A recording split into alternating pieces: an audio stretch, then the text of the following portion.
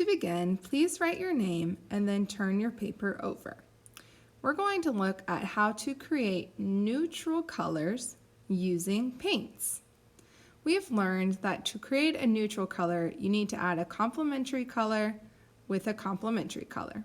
So, if I start with red, the color across the color wheel is green. So red and green are complements.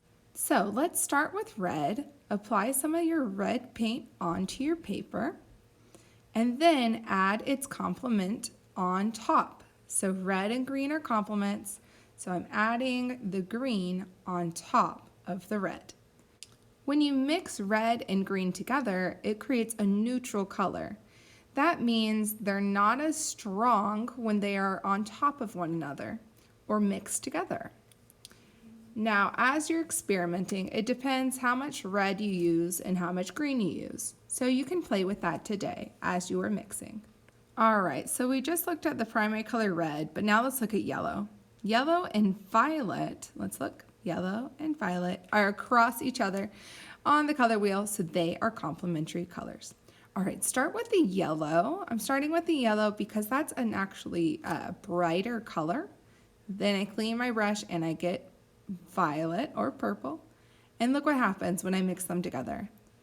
They're neutral, so they actually look more dull and they recede or go back further in your paper if you were to use this in a painting. So the purple and yellow make a neutral color. All right, our last primary is blue. Across from blue is orange.